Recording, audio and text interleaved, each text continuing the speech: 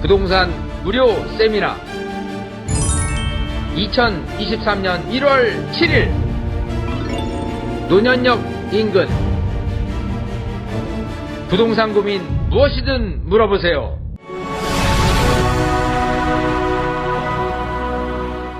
안녕하세요, 시청자님. 안녕하세요. 네, 서울경제TV입니다. 어떤 고민 있으셔서 전해주신 걸까요? 제가 그 사연에 적어냈는데 충주역이 바로 붙은 배우 프로 지역 아파트를 14년도에 분양받아서 16년도에 저기 입주인데 세를 줬어요. 네. 그리고 저는 이제 그 2008년도에 좀 저렴한 아파트에 살고 있거든요. 네. 근데 14년도에 분양받은 그거는 기존에 이거 살고 있는 아파트 때문에 그 세금을 많이 징수당한다고 그래서 그렇군요. 왜 지금 뭐 기존 거를 살고 있는데 팔고 어디 갈래도 똑같은 가격대거든요. 네. 더 싼 데가 별로 없어요. 그래서 이러지도 못하고 저러지도 못하고 네, 그 발목이 묶인 전문가님이 상황인 것 보시는 같은데요. 네. 비전을 좀 말씀해 달라고요. 알겠습니다. 양도세 고민 좀 해결을 해야 되겠는데요. 어떤 의견 가지고 계십니까? 좋습니다. 지금 이제 충주로 가볼게요. 네, 지금 하나는 충주 그 푸르지오 아파트네요. 네네. 2014년에 매입을 하셨고 가격이 좀 올랐어요.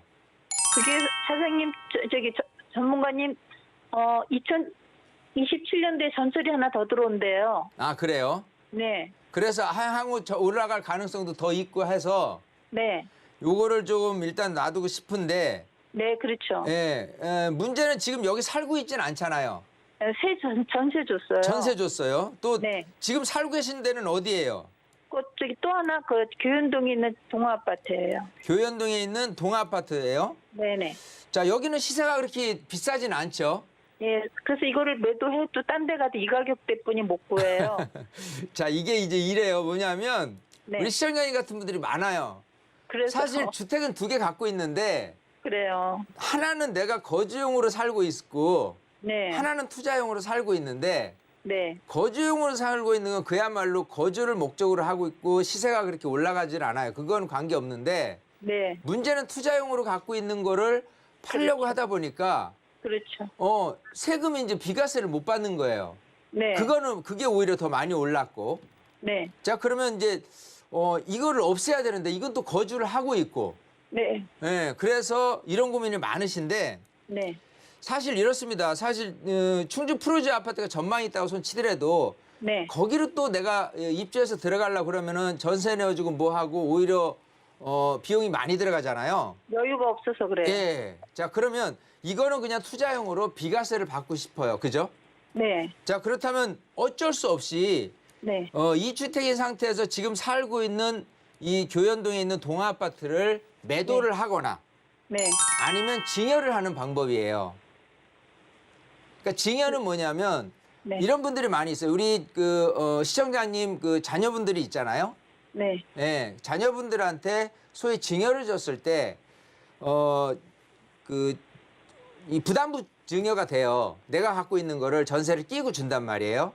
네. 내가 전세를 살고 있다고 손치더라도 주는데 그러면 이제 전세 금액을 제외한 나머지가 증여 금액이 돼요. 그리고 전세 금액에 대한 부분은 양도세로 판단을 합니다. 근데 네. 어차피 여기는 뭐 비조정재산 구역이기 때문에 네. 뭐 1억 올랐다 하더라도 1,500, 2,000 정도가 세금이 나와요. 그 정도 오르진 않았을 거기 때문에 그렇게 안 올랐어요. 예, 양도세는 극히 작단 말이에요. 그러면 예를 들어 증여주는 금액 자체가 네. 자녀가 뭐 집이 있든 없든 5천만 원 일단 공제가 돼요. 네. 그리고 나머지는 1억까지는 10%예요. 자, 그러면 전체 매매 금액이 뭐 1억이 좀 넘는다고 손치더라도 네네. 전세를 제외한 나머지 금액이 대략 한 5천에서 7천이라고 한다면은 네. 5천을 공제해서 7천만 원이라고 손치더라도 네. 2천에 대한 10%, 즉 200만 원만 내는 거예요. 네. 자, 그래서 일단은 증여를 해 놓고요. 자녀한테. 그러고 나서 이제 내 소유가 아니다라고 한다면은 충주 프로지를 이제 매도해서 비과세를 이제 받으면 되거든요. 네. 이제 그런 전략을 세워야 돼. 안 그러면 이제 이 동아파트를 팔게 되면 내 집인데 팔고 나서 또 사야 되잖아요. 그러니까요. 네, 그런 우리 시청자님 같은 분들이 너무 많아요. 그래서 증여의 카드를 많이들 씁니다. 그래서 전문가님, 네. 정부가 문재인 대통령 때 이런 법을 까다로운 법을 만들어서 우리가 이러지도 저러지도 못하는데 네. 이거 산지가 굉장히 오래됐거든요. 2008년도에 샀어요. 네. 너무 보유한 지 14년, 15년 된 거는 정부법으로 해서 좀 개선되는 방법이 없을까 하고 기다리고 있는 중이에요. 없습니다. 없다고 보셔야 돼요. 왜냐하면 이제 옛날에 그 부동산 시장이 안 좋았을 때 네, 조세특례 제한법이라는 거를 이제 발의했을 때가 있는데요. 네, 그때로 거슬러 올라가도 그때 이제 지금 뭐 10년 전에 했을 때 2013년도에 한번 썼고요. 리만 네. 브로더스 사태 때 썼어요. 네. 네, 근데 그때인 것 같지가 않아요. 그때 해당 조세특례 제한법에 대한 혜택을 받을 수 있는 아파트는 저는 보이지 않거든요. 네. 그래서 가장 그냥 그런 거 기대하지 말고요. 정상적인 상황으로 매도할 거냐 아니면 증여를 할 거냐. 이런 부분에서 아까 제안드린 거는 증여를 하는 게 훨씬 더 내가 거주도 실질적으로 하고 자녀 명의라고 하지만은 또 증여하고 나서 또 취득세 또 내야 되잖아요. 그렇죠. 아니 근데 증여에 대한 부분으로는요. 네, 취득세가 그렇게 생각하는 것보다 이렇게 많지는 않아요. 네, 예, 그러니까 아까 얘기했잖아요. 그러니까 그 양도세를 제외한 나머지 금액에 대한 증여세를 내는 거라고. 네, 네. 예, 그렇기 때문에 생각하는 것보다 그렇게 과하진 않을 거니까 그거는 이제 비교를 해야 돼요. 양도세를 그냥 팔고 하느냐인데 팔려고 그러면 또 다시 사야 되는데 그게 굉장히 더 번거로울 수가 있거든요. 아, 네. 그래서 증여를 하시는 게 더 낫다라고 지금은 감히 얘기를 하는데 물론 이제 계산을 좀 해봐야 되겠죠. 그랬을 때 이게 좀 예를 들어 몇백만 원 차이 나더라도 좀 뭐 500만 원 이상 뭐 1000만 원 이상 차이 난다 그러면은 오히려 양도가 더 나을 수도 있는데 지금 제 관점에서는 증여가 더 나을 수 있다고 보여요.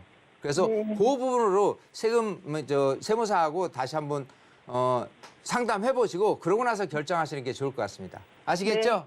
네, 감사합니다. 네, 이렇게 정리해 드리겠습니다. 네, 양도세에 대한 고민 가지고 계신 시청자분의 사연이었습니다. 해결해 드렸고요. 또 매도와 증여 중에서는 증여가 조금 더 낫다라는 입장 밝혀주셨네요.